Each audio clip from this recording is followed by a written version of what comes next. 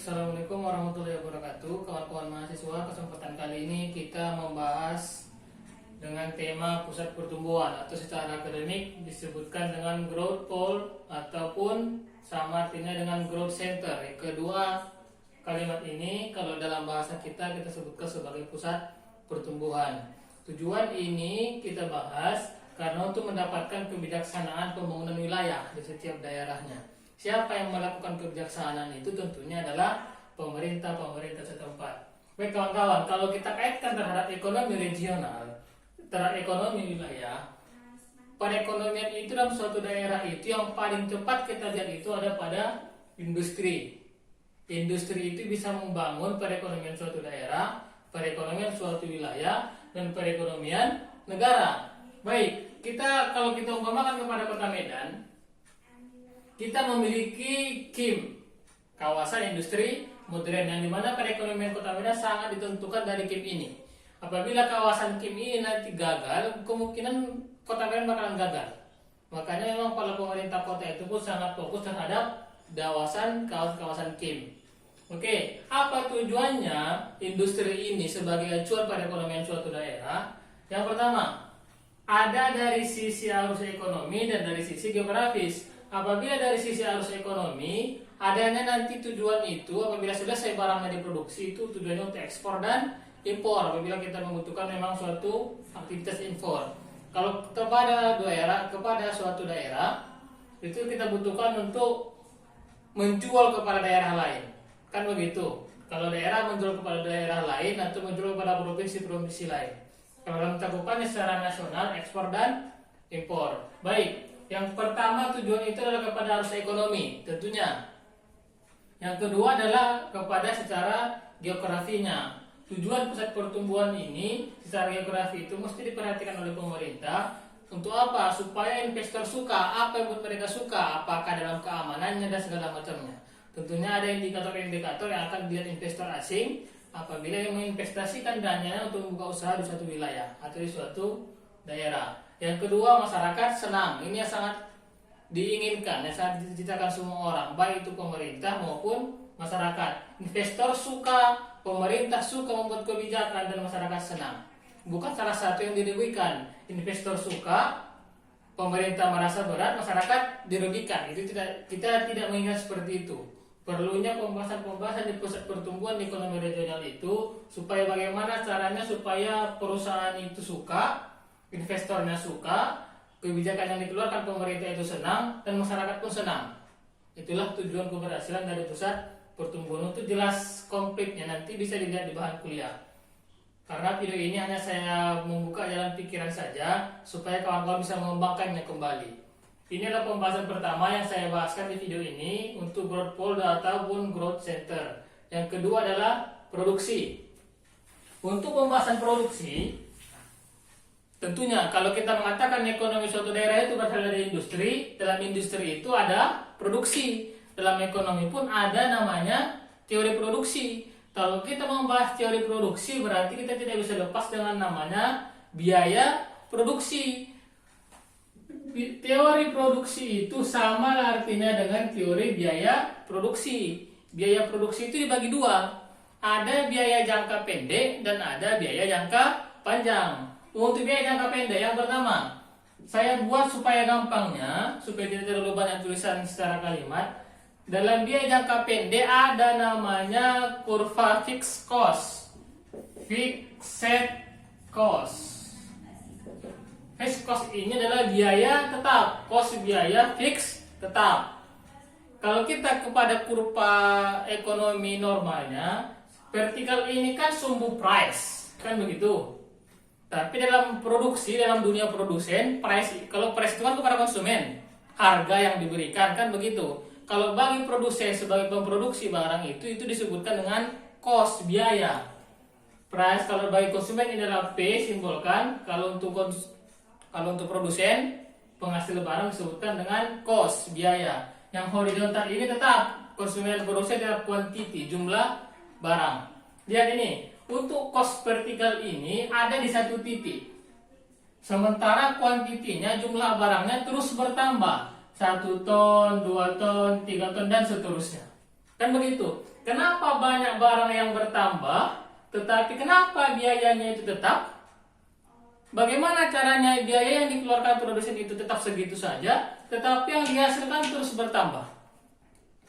Dalam ekonomi disebutkan fixed cost. Apa contohnya? Apa contoh fixed cost ini, biaya tetap ini? Itu adalah contohnya seperti uang sewa apabila suatu perusahaan, suatu usaha itu menyewa. Apabila menyewa umpamanya 1 tahun 10 juta misalkan, berarti sewa itu tidak ada kaitannya dengan banyak atau sedikitnya jumlah barang yang kita hasilkan. Atau bahkan tidak menghasilkan sama sekali, kita wajib membayar uang sewa. Itulah yang disebutkan dengan fixed cost, biayanya tetap 10 juta. Tidak ada cerita, oh ini masa pandemi, masa corona, berarti jangan bayar dulu ya. Tidak bisa, namanya menyewa tetap membayar. Dan itu juga yang dirasakan oleh kawan-kawan kita yang mengalami ada suatu barang atau suatu rumah yang dicicil. Tidak ada urusan dengan masalah ekonomi, yang penting cicilan terus dibayarkan. Itu namanya fixed cost. Kalau umpamanya banyak itemnya disebutkan dengan TFC, total fixed cost, biaya tetap. Yang kedua adalah TVC, total variable cost. Kalau ini tetap fix, kalau umpamanya TV-nya adalah variable, berarti kalau variable itu tidak tetap. Sumbu vertikal ini adalah sumbu biaya, cost, suatu yang dihasilkan, yang dikeluarkan oleh produsen. Ini adalah quantity. Semakin banyak diproduksi 1 ton, maka 1 juta lah biaya yang dikeluarkan. Kan begitu.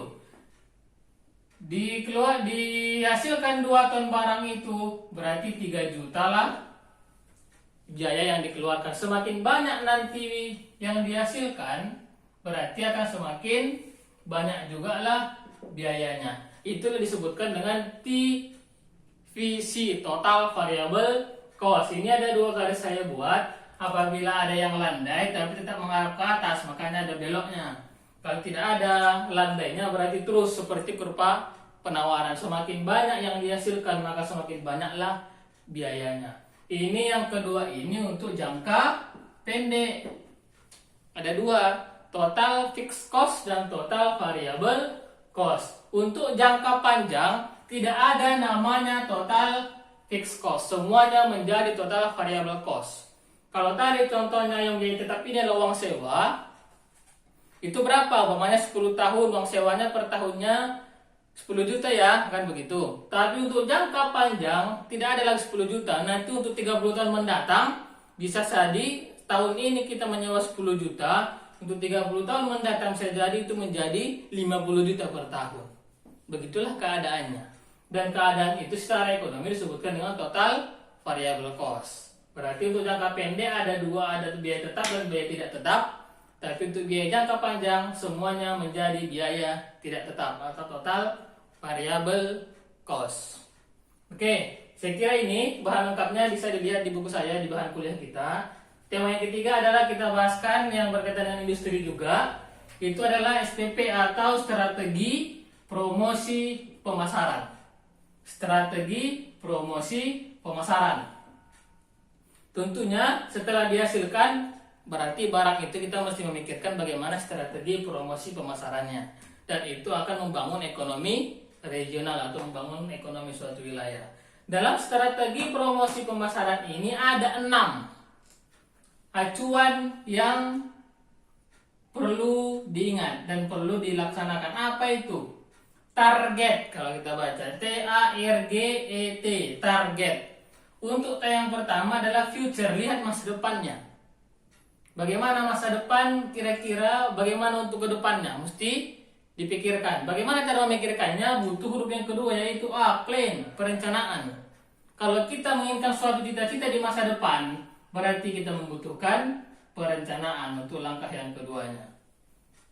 Tentunya tidak bisa lepas terhadap bagaimana cara kita memasarkannya, marketing. Untuk huruf yang keempat adalah strategi. Strategi ini adalah pemikiran, ide, solusi. Kira apabila ada masalah, bagaimana kira-kira cara. Ini strategi adalah cara, kiat, gaya, kan begitu. Kalau ide, baru solusi pemikiran kita apabila ada masalah. Kemudian yang terakhir adalah customer. Customer ini adalah pelanggan, atau kita kalau namanya pelanggan itu setia terhadap kita menjadi langganan. Inilah semua yang terakhir ini yang menjadi tujuan. Tetapi sebelum mendapatkan pelanggan ataupun langganan, ada 5 huruf sebelumnya yang mesti kita lakukan. Mesti memikirkan bagaimana masa depannya, butuh perencanaan yang matang, butuh pemasaran, butuh cara, dan bagaimana solusi atau pemikiran kita terhadap suatu pekerjaan itu. Baik kawan-kawan, sekilas ini hanya sebatas wacana untuk pembuka wawasan kawan-kawan semua. Untuk selanjutnya bisa ditambahkan dengan bahasa pribadi dengan membaca buku bahan kuliah kita ataupun sumber-sumber yang lainnya. Mungkin sampai di sini saya cukupkan sampai 3 tema ini. Sekian, wassalamualaikum warahmatullahi wabarakatuh.